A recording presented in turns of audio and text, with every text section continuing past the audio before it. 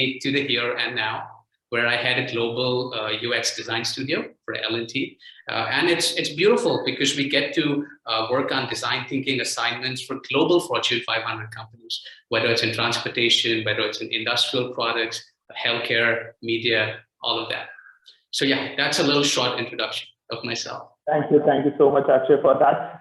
One thing which we have heard multiple times from multiple people, that these studios, right, there's these digital studios, these design studios, people from outside, like people working with startups like mine, we usually don't understand what these studios are for. So can you tell us like how why companies are going on to form these studios, and what are the use of these studios at the end of the day?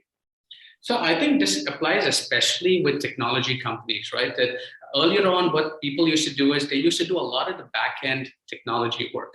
And they also started to do a lot of front-end technology work, but no one really focused on the experience or the design aspect. So what happens is that you've got maybe a back-end technology that works great, but when it comes to the actual front-end user, they find a really hard time trying to get by with things. I don't know if you remember the kind of gadgets that we used to have maybe 15 or 20 years back. It used, it had like some 20 or 30 different buttons, and you had to like take out a manual and kind of, do a sync. Okay, this button is for this particular thing.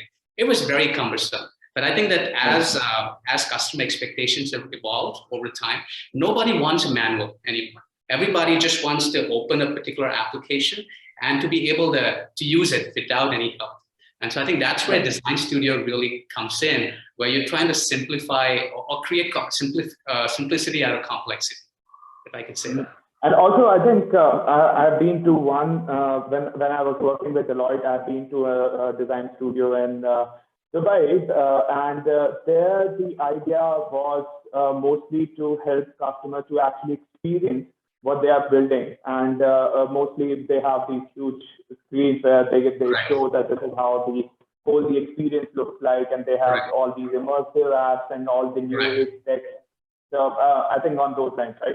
Okay, so sorry to deviate from the original topic, but let's get into the design thinking part. Like, what is design thinking? Like, that's my first question, because I really want to understand from the top view that how and what design thinking is from your view, actually. Sure. So the way I look at it, design thinking is a creative approach to problem solving, keeping your end users at the center of all discussions that you have. And contrary to public perception, design thinking is not an exclusive property of designers. Anybody can use design thinking to solve just about any problem they have. And the thing about design thinking is that it's not an individual exercise. It's a team effort, where essentially what you're doing is you're getting people from different backgrounds, different skill sets and experiences, all of these people together to solve a common issue or problem.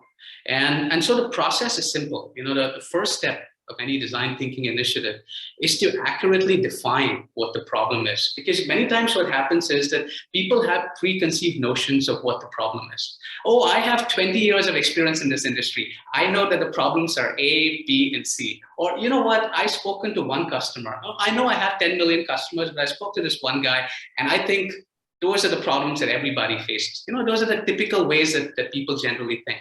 But what happens is that if you have a wrong problem that you're addressing, at best you can only have a great design for a wrong challenge statement. And so that's counterproductive. So we spend a lot of time first trying to really understand who the users are and what is it that how they think, what their needs are, what their aspirations are. And then secondly, the second step is really using the creative power of the group and channelizing that into solving your particular challenge. And as I mentioned earlier, because you're bringing people from different backgrounds and different skill sets, it's a great opportunity for people to build on each other's ideas. So, I could probably have an idea that's very design focused. And if the guy sitting next to me is a hardcore techie, he can kind of build on that with some kind of technical understanding, and so on and so forth.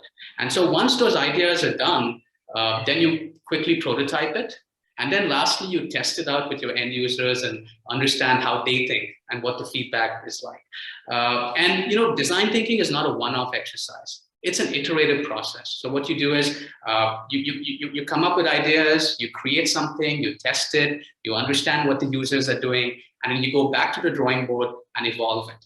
Now, all of this, seems like a lot of work, right? People will be like, oh, that's so much of work. Step 1, step 2, step 3, step 4.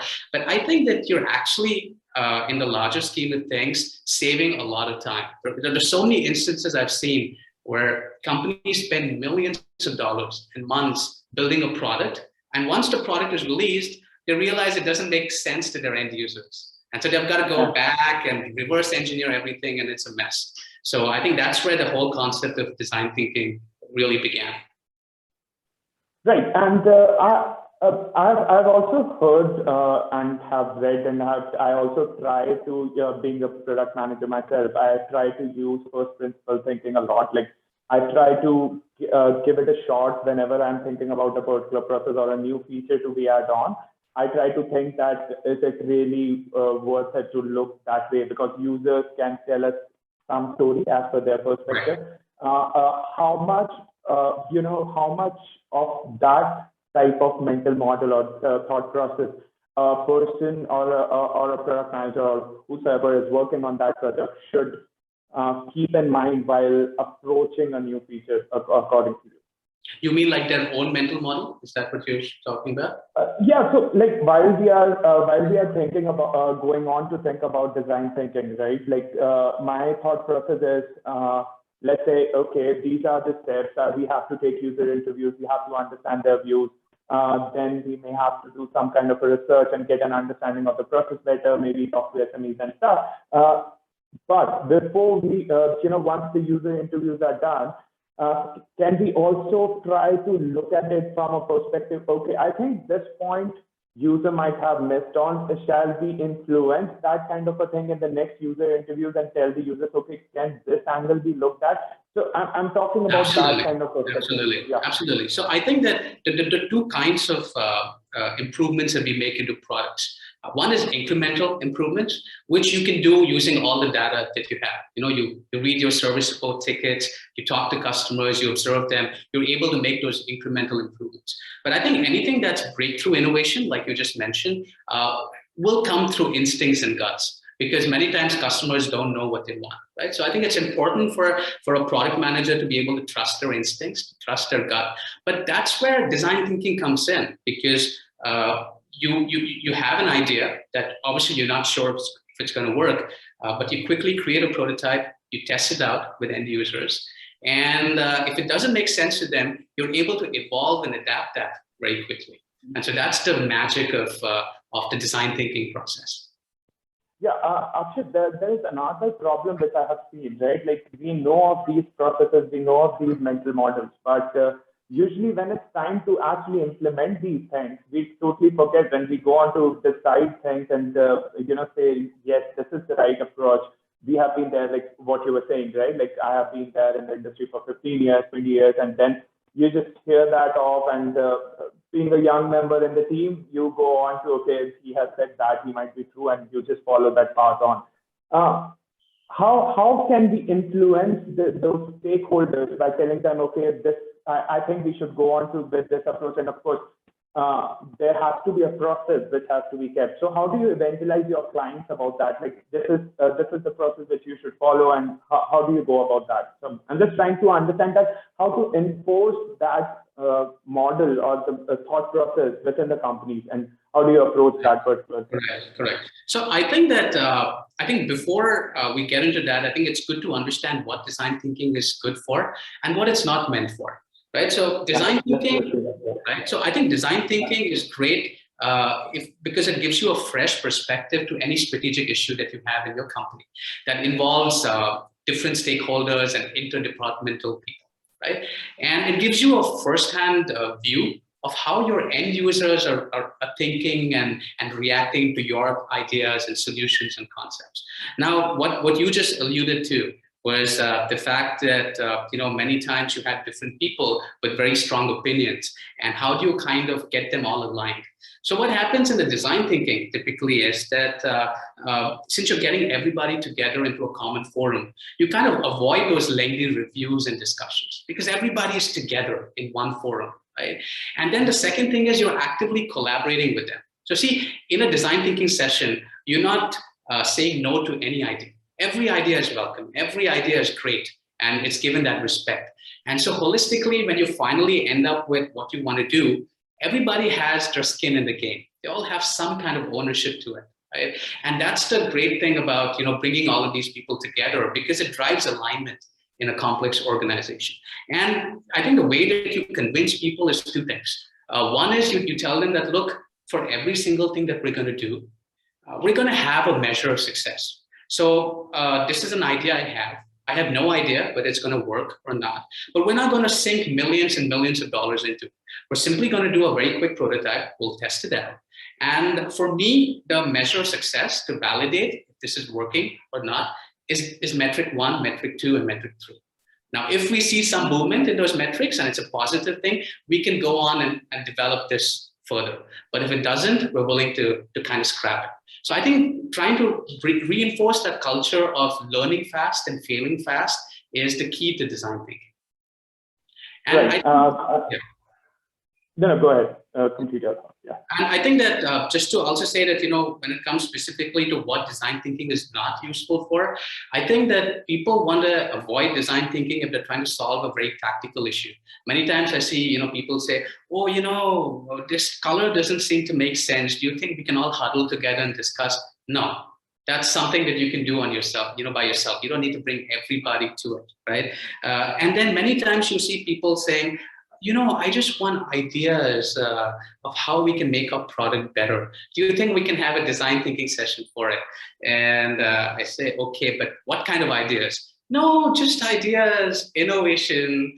And my answer is that no, don't do a design thinking session there, because you're going to have a very academic discussion there. Which is going to be all over the place. It's not focused. It's not channelized. So if you're doing a design thinking session, make sure you have a very clear objective and a very clear focus of what exactly it is that you want to accomplish. And I think also be prepared that you're not going to have a fully functional product at the end of a design thinking session, and you're not going to have answers to every single customer problem.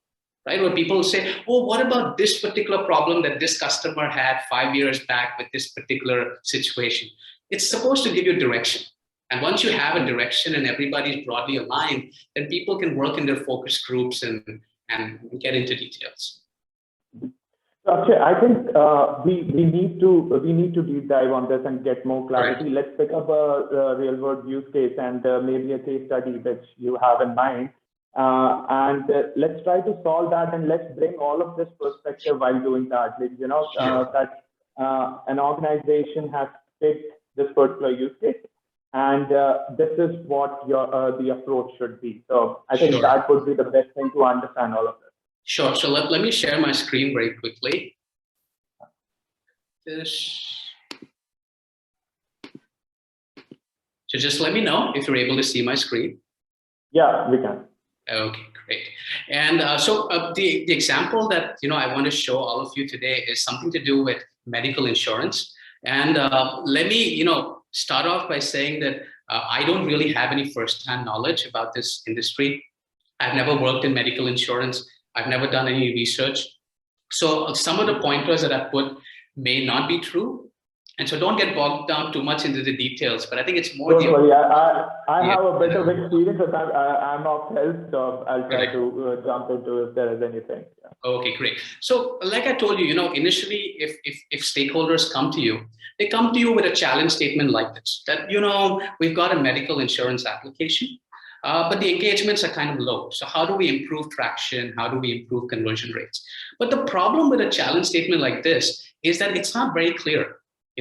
What are you designing? For who are you designing? What's the outcome that you're looking for? Nothing is clear. And so with this, I'm not very sure who I need to involve in my company. What kind of insights am I looking for? And what direction am I trying to steer those conversations towards, right? So you try to spend some time with people and say, okay, let me try to reframe this challenge into something like this. Where I'm saying, how might we design something? Very specifically, what am I trying to do? For whom am I trying to do? And what's the end outcome that I'm looking for, right? So in this case, I'm saying, how can I design a better online medical insurance solution? Can I do it for B2C customers specifically, not B2B? And how can I solve certain problems that they have with policy comparison, affordability, claim support, right? So that becomes my...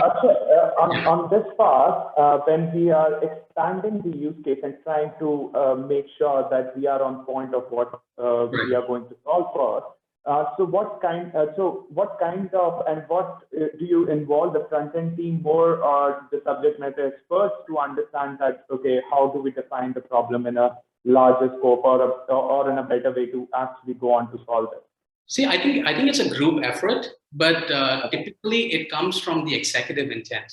So typically your managers or head of product or any of those kind of people would say that, look, I'm looking at it holistically. And holistically, I think that our app has got, let's say, a customer engagement issue, right? Can you work on it?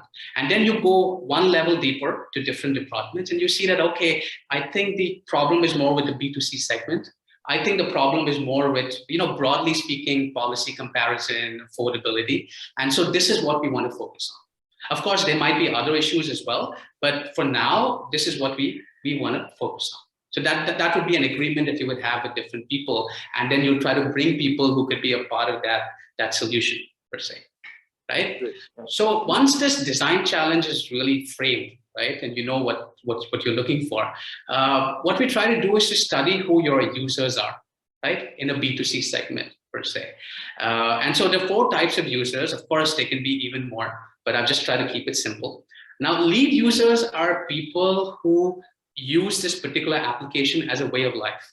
So if we're talking about medical insurance, your insurance agents, your insurance company employees, your actuaries, these are people who use the application, but they use it as a way of life, right? Mm-hmm. Then you've got your mainstream users. Now, these are the people who generally are your customers, who would essentially use the application for filing purposes or for purchasing medical claims.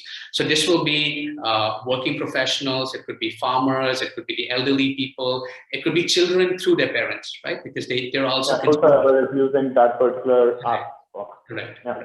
And then you've got extreme users. So extreme users are people who are exceptional cases. So now let's say if you look at professional stunt people, or you look at sports people, or you look at celebrities. Now, these are all really high-risk category people, right? So they all need medical insurance, but the kind of process they follow, the kind of premiums, the kind of riders that they have is very, very different, right? And then you've got outliers. And outliers are people who consume the same kind of service, medical insurance, but they will take it from another source altogether.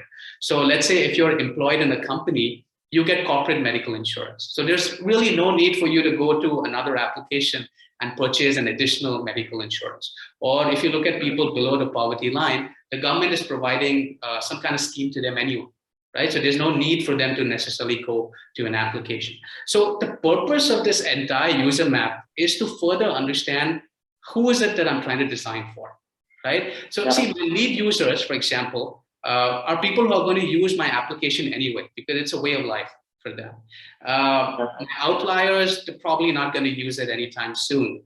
My extreme users, very, very niche.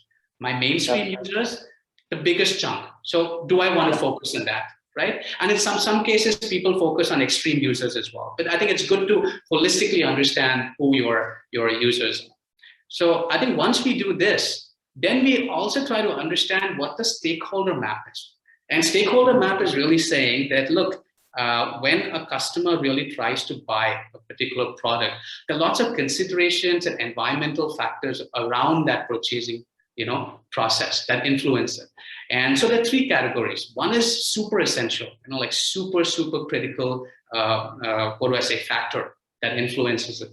And then you've got important factors, and then the third broader category, which is nice to know and interesting per se. So we are trying to see the influential factors of what is going to influence. Correct. What influences the consumer's purchase behavior, but also what influences the way they consume that particular product. Right. So in this case, for example, if we talk about medical insurance, again, this is just my views. I'm not sure how accurate they are. But if you talk about essentials, it's a very regulated industry.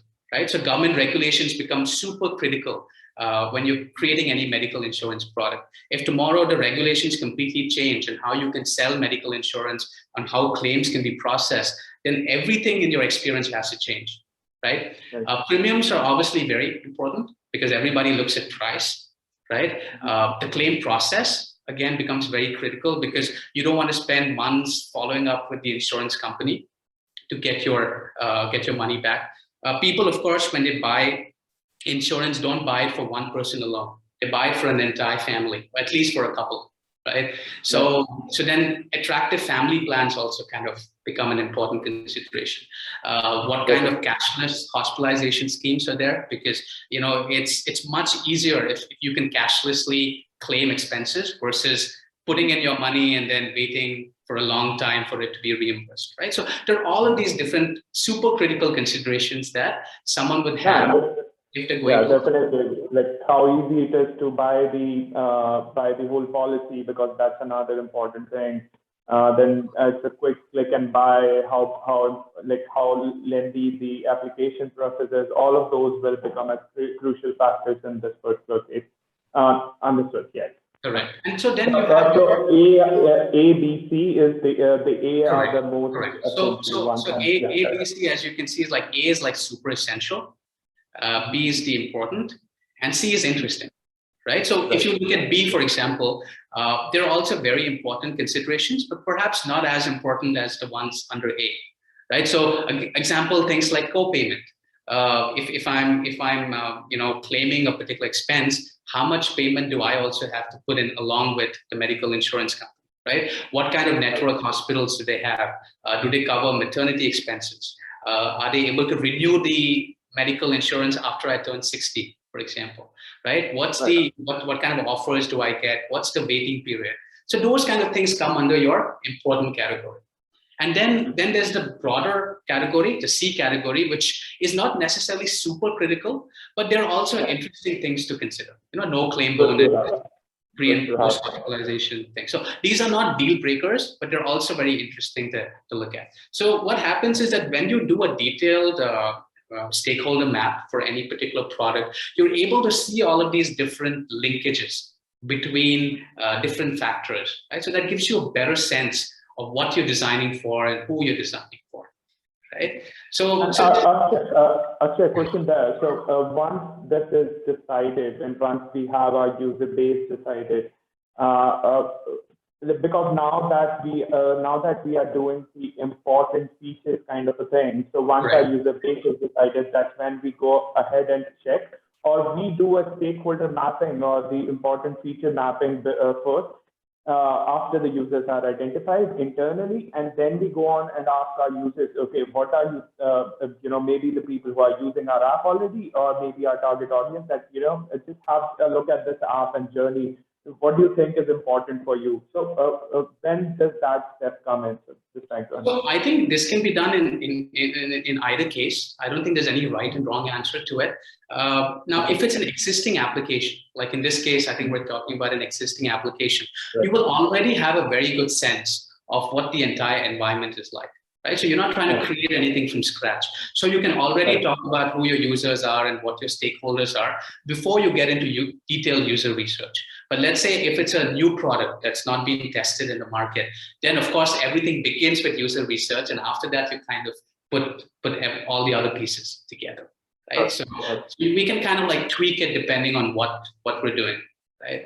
Where we are in the product journey, basically, or the feature or whatever we are. Got it. Yeah. So once you've got the stakeholder map, then what you mentioned, the user research part. And this is super, super critical to me, this particular piece, which I think a lot of people don't do.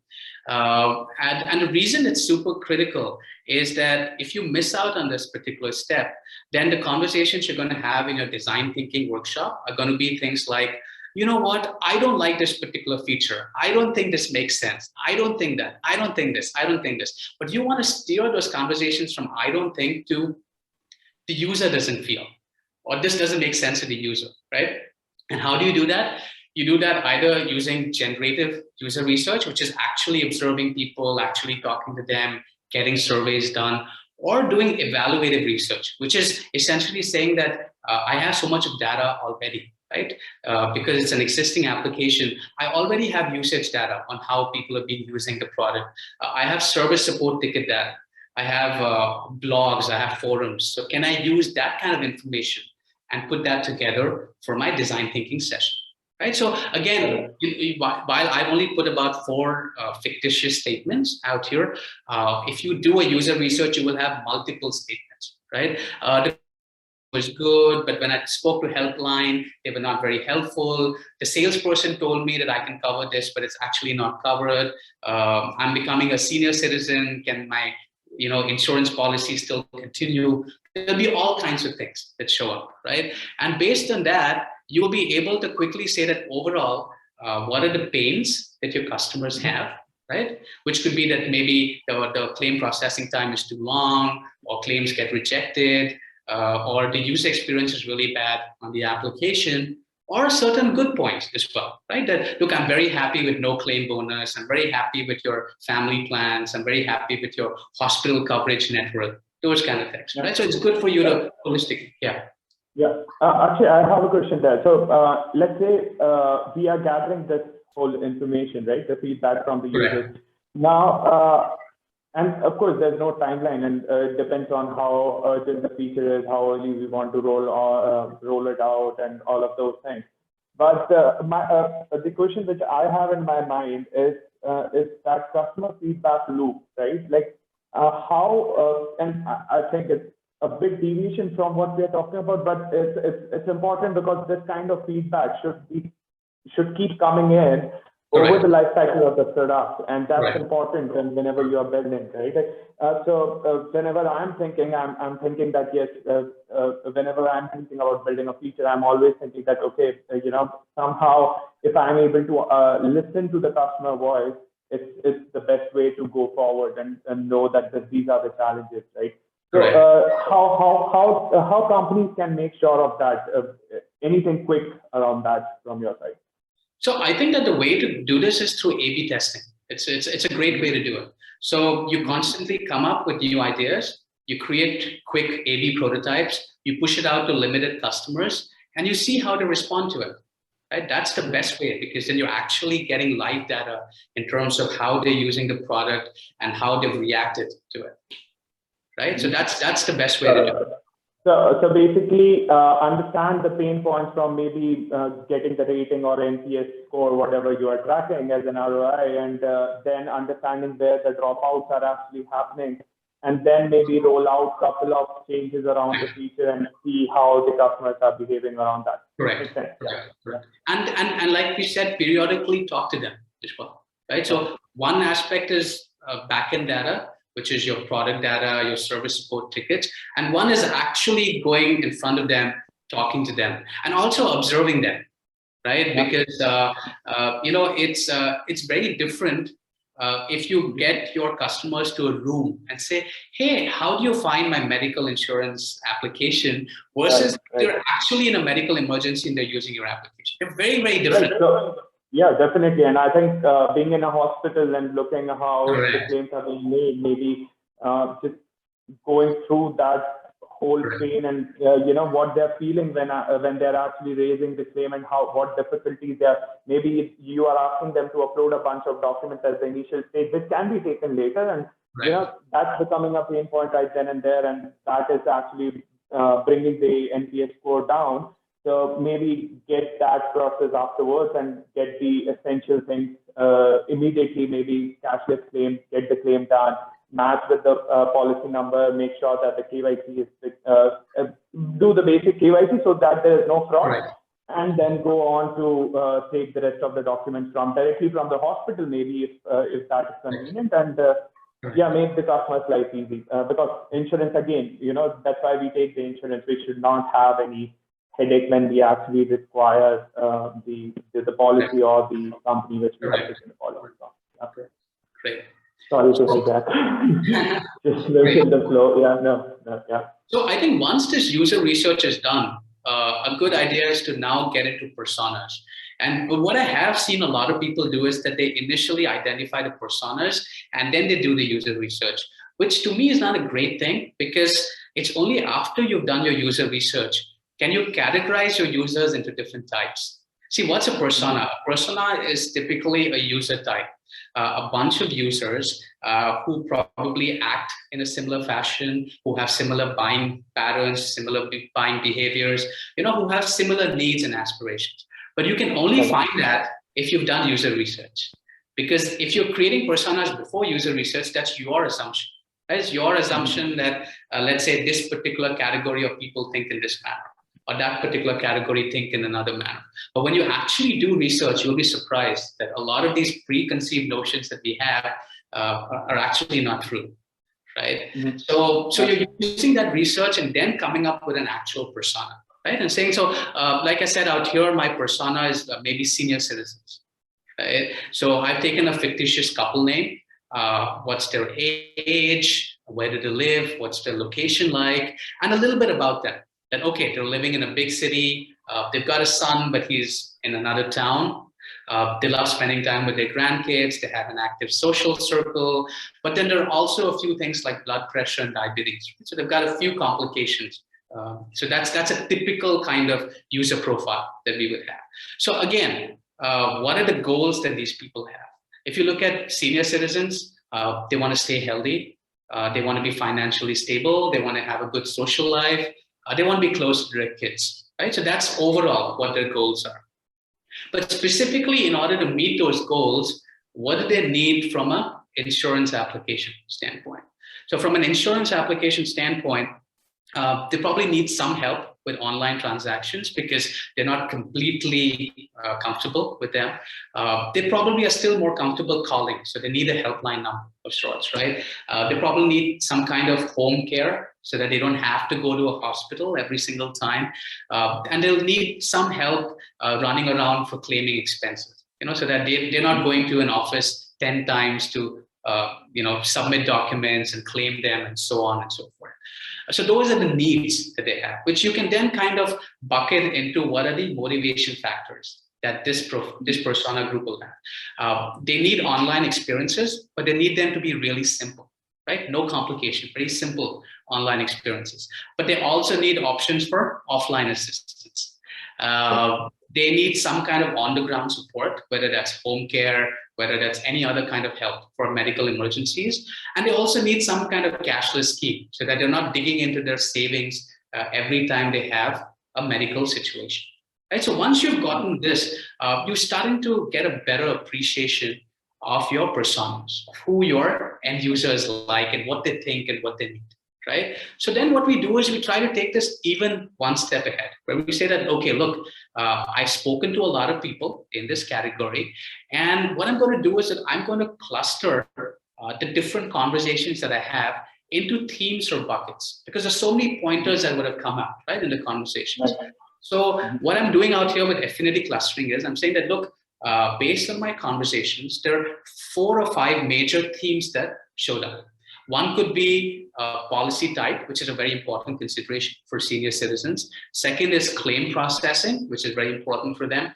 A third is what kind of exclusions you have, then what kind of assistance they can get, and what kind of offers and bonuses are available. And so those are the 5 major things. And under them, I can start to categorize what that means. So in terms of policy type, what are the premiums like? That's an important consideration.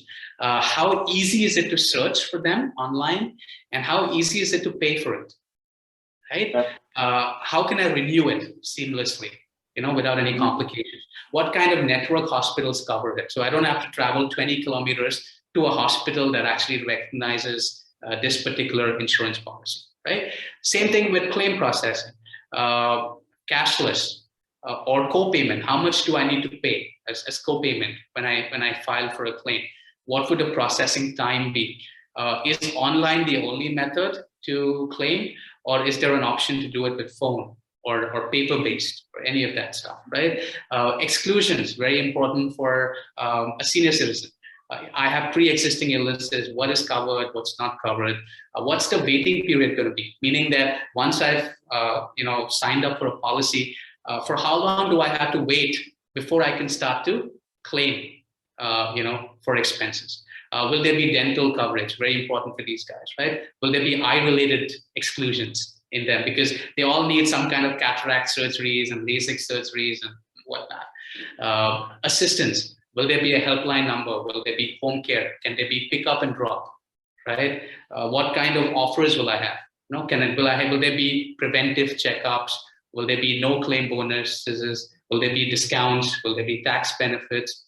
So what happens is all of this comes through your conversations with end users.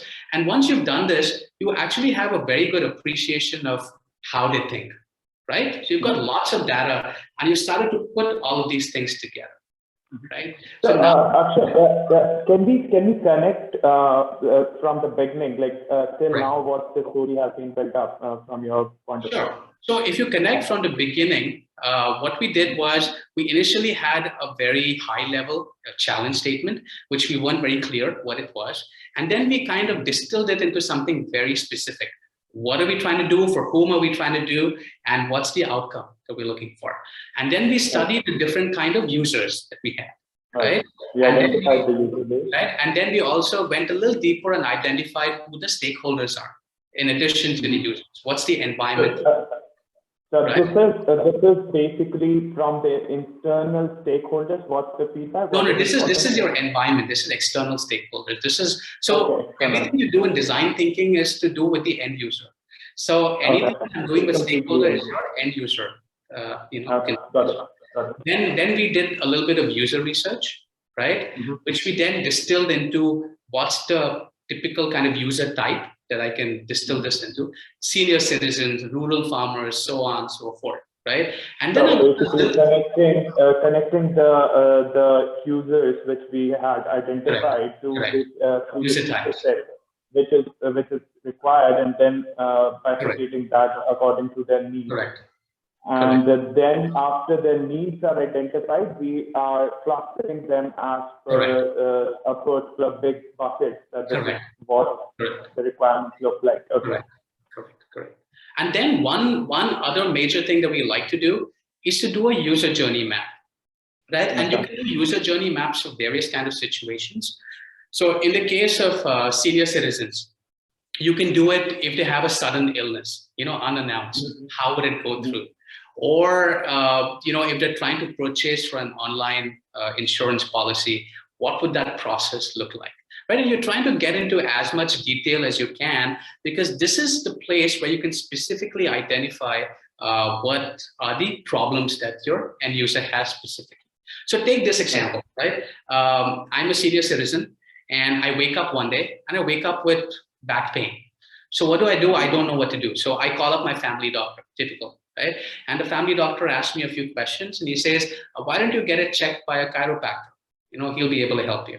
So you're not sure who a chiropractor is and who to call. So you call your son and say, hey, can you help find a good chiropractor for me and book an appointment? So the son goes around trying to find it, and he gets an appointment the same day, but it's at a hospital that's maybe 10, 12 kilometers away. Right? So now the problem for the old couple is that they can't drive, right? Because she's got a back pain. So what do? You book an Uber, and then you have to go down and you have to get into the cab. It's a lot of pain, right? Then you get into the hospital. It's a huge hospital. Where do you find the chiropractor? Oh, you ask like 10 people. One person says go to the 3rd floor. The other person says 5th floor. So you finally reach the clinic, right? Huffing and puffing and not in a very good state.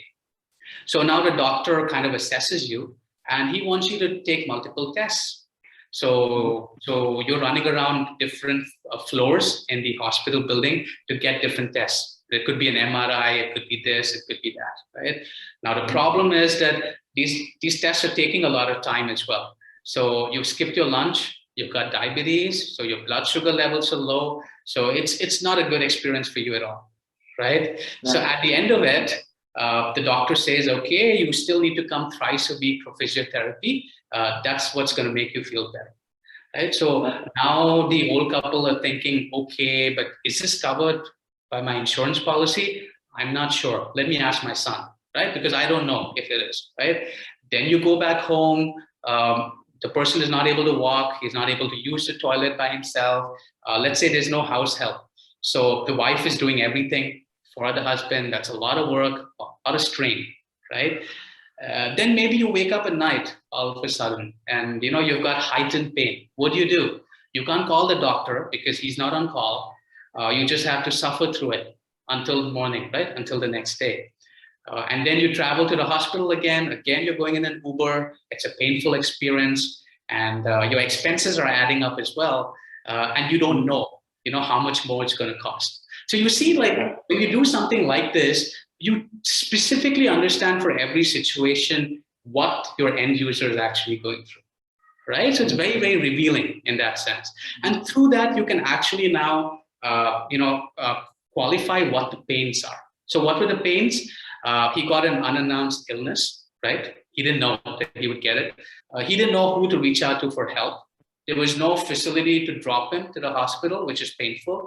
He didn't know how to locate the doctor in the hospital. And all these multiple tests that they had to go through was a lot of struggle, a lot of pain. Missing meals is not good for blood sugar levels. He doesn't know if this can be covered by an existing medical policy, right? You don't have house help. So at home, there's a lot of extra work that one person has to do. There's no emergency helpline number that you can call in the middle of the night if you wake up and then you have multiple visits to the hospital. That's taxing, not just physically, but also financially, right? So all of these things can now be, distilled into what are my opportunity areas. So my opportunity areas are, can I have a 24/7 helpline number for senior citizens, right? Can I have a pick up and drop facility? Can I have in a hospital some kind of assistance, like a wheelchair assistance that can then take them to the specific doctor, take them for tests, and do the entire process, right? Can I provide them meals as part of my insurance package? Can there be home care testing so that they don't have to go out unless it's necessary? Can there be somebody who can take care of all the claim processing seamlessly? Right?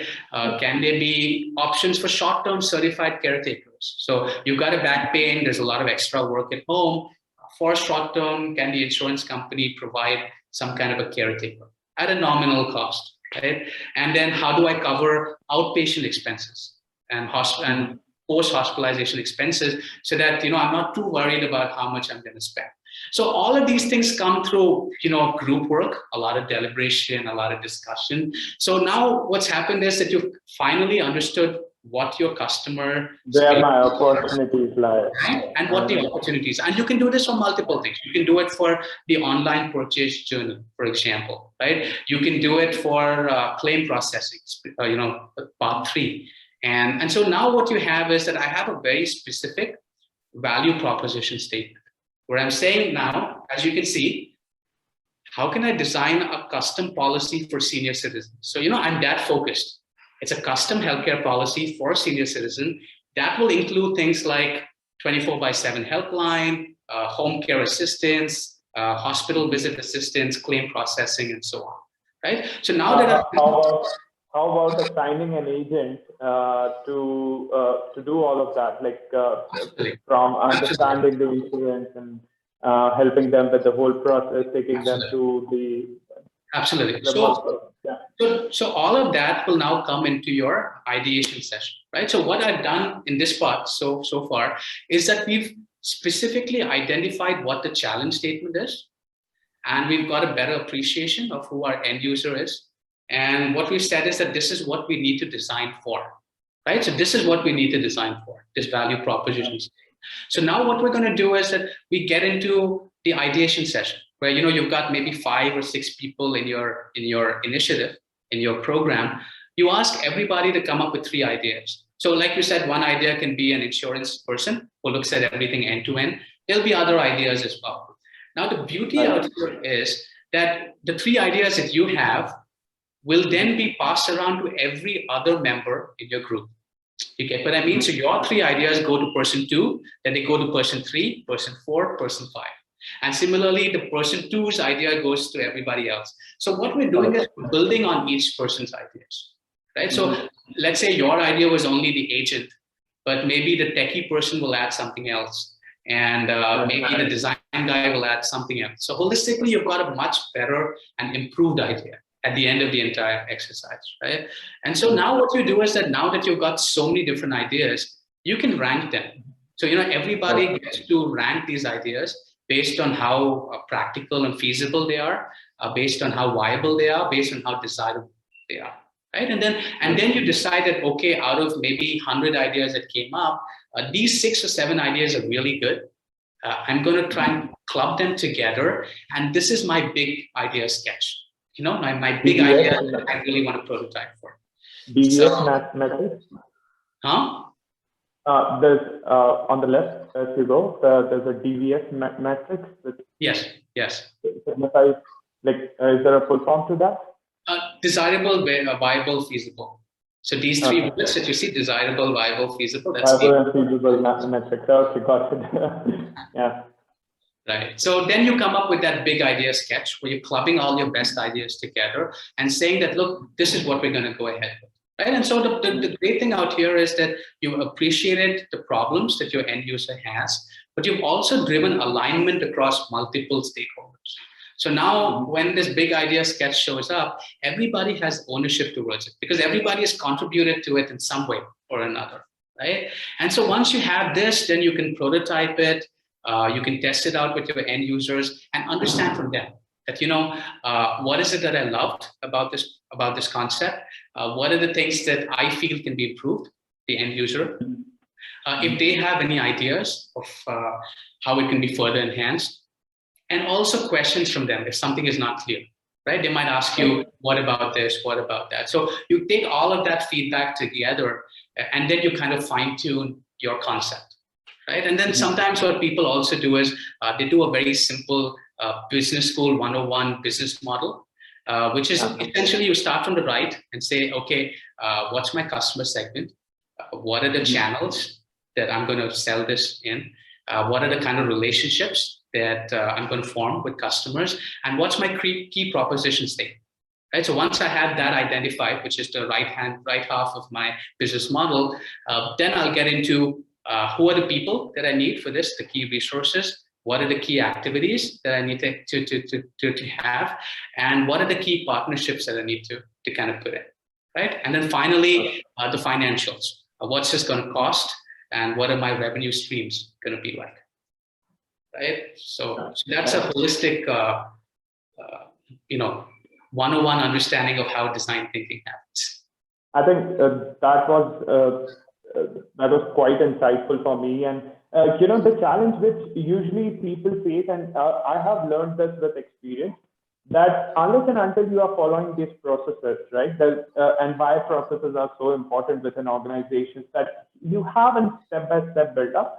And of course, you can have a mental model which you can follow, but at the end of the day, if you have a process which you have followed a couple of times, then it gets ingrained in your mind and you actually follow that day in and day out. But I think this step by step to identify this whole problem statement, and then going on into a design session with the internal people who can give ideas, and then finding out the relevant ideas and getting all the feedback, and then deciding on what we are going to do. I don't think that there can be a better view into this, and love what you the way you took us through. I think it was very, very, very clear. So thank you so much, Akshay, for that. Akshay, by any chance, we can share this with our viewers? Is this a downloadable format or something? This is actually on a Miro board. So I don't think this is downloadable per se. But I think that if people go through the recording, then they'll have a good sense of it, right? Okay. If just check it out. If it is downloadable, we can share that with users, and maybe it will open up in Miro only, so people can download and start using there if they want to. But if the viewers want to get this design board, maybe they can reach out to me or Akshay, and we can help you guys out. So Akshay, and we have come towards the end of the session, but there are a couple of things which I really want to understand. This whole process, is there, how can you rapidly iterate on these experiments? Is there a way, or is there if there's something that you have learned through the experience that, okay, this is how you can go and iterate on the experiments that you're doing. Sure. So I think it's what you call lean UX, right? Lean UX or lean design. And if you look at a typical design process, it's obviously cumbersome because you're talking about a detailed user research exercise. Then a product manager like you will come up with a requirement specification, a PRD. Then that goes into design, then it goes into development. So the entire cycle is really long, right? When you follow the traditional process. But what lean UX does is you're saying, let's get away from a requirement specification document and let's just talk about challenge statements. So this is a product that I have. This is my challenge statement. And so I'm just going to quickly get together everybody who can be a part of the solution for this particular challenge statement. And what I say for this particular challenge statement is that, look, this is the information I have, right? I might not have all kinds of information, but this is the information I have.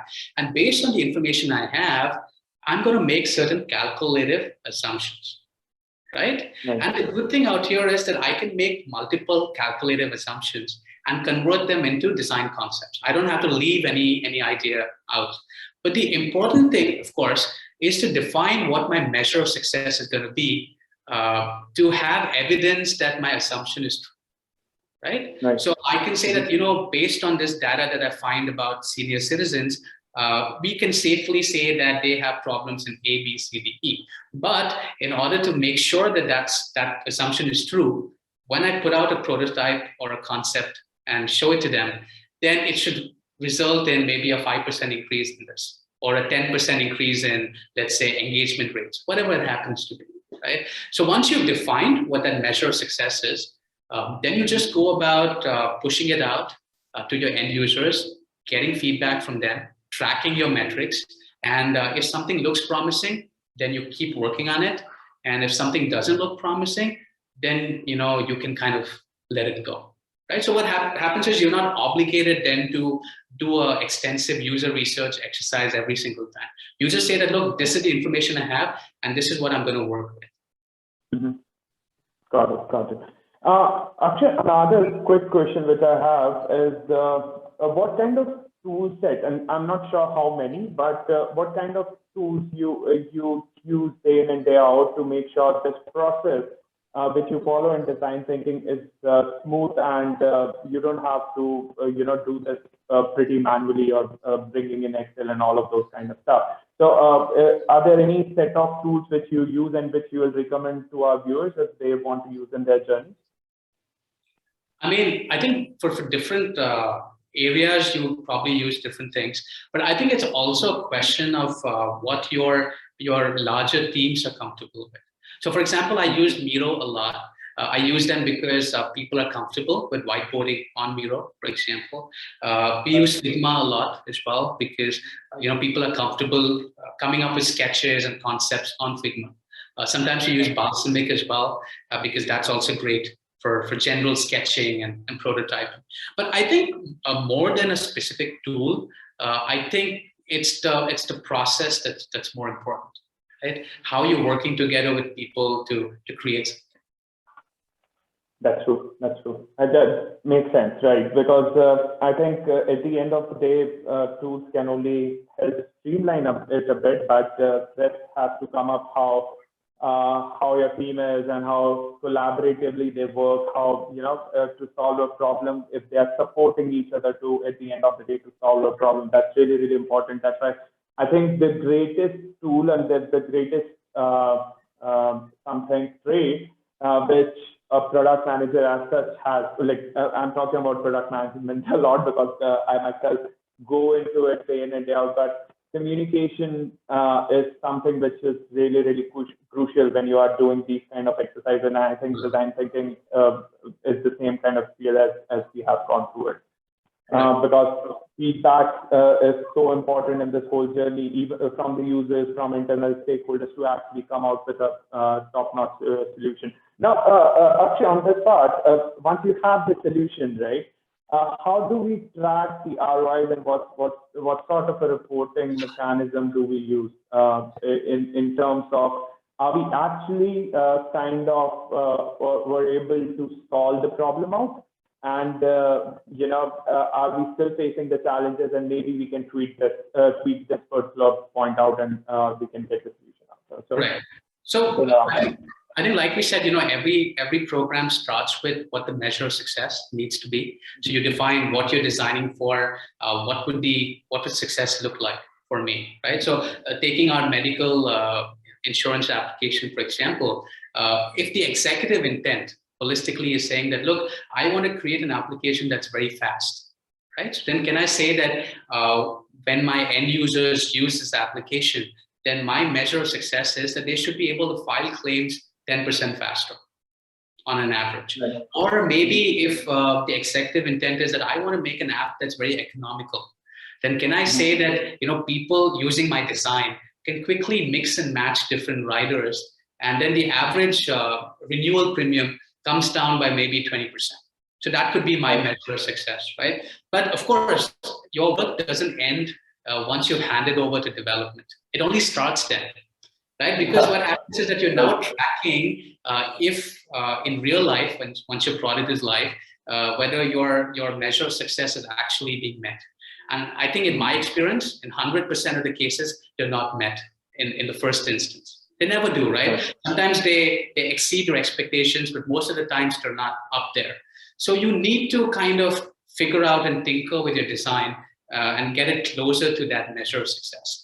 And I think that having an understanding of your entire service design model really helps you. Because if you've completely understood the entire service flow of your customer, where from start to end, what are the different interaction points and how they're purchasing your particular product, how they're interacting with it. If a particular metric is not being met, you know exactly which interaction point to look at. And you also understand whom in the organization to collect that information from.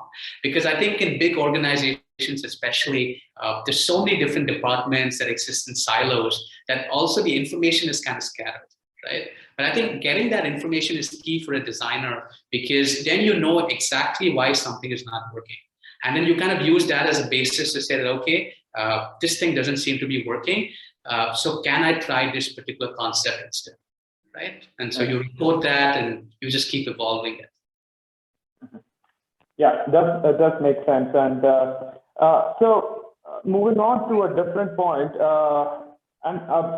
I think you have, from the experience you have had, there may be there might be a lot of learning you would have gathered, and that clearly shows how you were explaining the whole process. One thing which I really focus, and I think people and would be helpful for our viewers, how do you make sure that you are learning every day and maybe improving on the learnings which you have already had, apart from the experience or the work experience you're getting? So is there any tips or tricks you might have for our viewers? So I think it's interesting you asked this, right? Because many times when I talk to aspiring designers, or even pretty accomplished designers, the conversations are very often things like, oh, I'm very good at Figma, or I'm very good at making prototypes, or so on and so forth. But I think that the way technology is evolving in the next 5 to 10 years, a lot of these conversations are going to be obsolete. So I'll give a few examples, right? As you know, voice-based innovations are coming up in a really big way. So in the next 5 years, how am I going to be able to design an experience that's completely voice-based, that doesn't have any visual element to it? Then are you still going to use Figma? The answer is probably not, right? So you need to start to transition yourself into tones and how that kind of creates emotional responses. Or, maybe in a few years, we're not going to have phones anymore. We're going to have holographic interfaces, because it's too much effort to keep holding a phone all the time.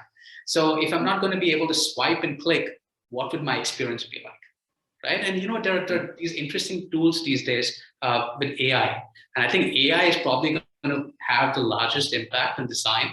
So what happens with a tool like UIZerd, for example, is that you can just quickly scribble something on a piece of paper, feed that into this application, and it comes up with a beautiful design, like a final mock-up of design, just using artificial intelligence. So I think that as these products start to get better in the next 5, 10 years, a product manager doesn't need to go to a designer. He can just scribble something in a piece of paper, feed it to an AI engine. The AI engine already has your design system for the company, It will just use the icons and elements and create something for you, right? So I think that what designers need to do today is to understand the possibilities that technologies can create, right? You don't need to go in depth into every technology, but I think you need to understand how it works and how much you can kind of stretch it, right? Because only then will you be able to design something that's relevant for the future.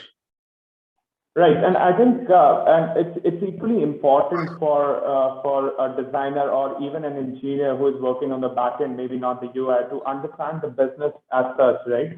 Because what is business thinking? What are the new innovations they are looking at? Maybe they want to move to a voice-based app where they want to have everything through voice. So that's what the vision is. So that's where their learning should move from today, that, okay, people are thinking about this, they might move on, and tomorrow I should know about this to be relevant at the end of the day.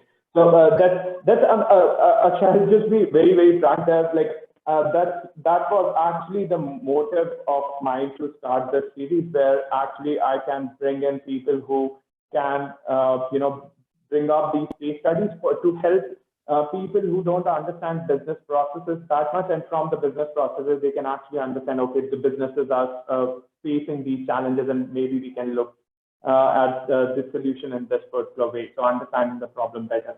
But Akshay, thank you so much. You have been phenomenal, and the kind of learning I had, and I think the viewers might have had, amazing. That's the word which I have for now. But thank you so much for taking time out. Thank you so much for preparing this whole case study version where we went through from first step till the last. And for our viewers, we will be signing out today, but we'll be live again next Wednesday with another amazing guest. So keep following us, and see you next time. Thank you so much, Akshay. Have a good night. Great. Thank you, guys.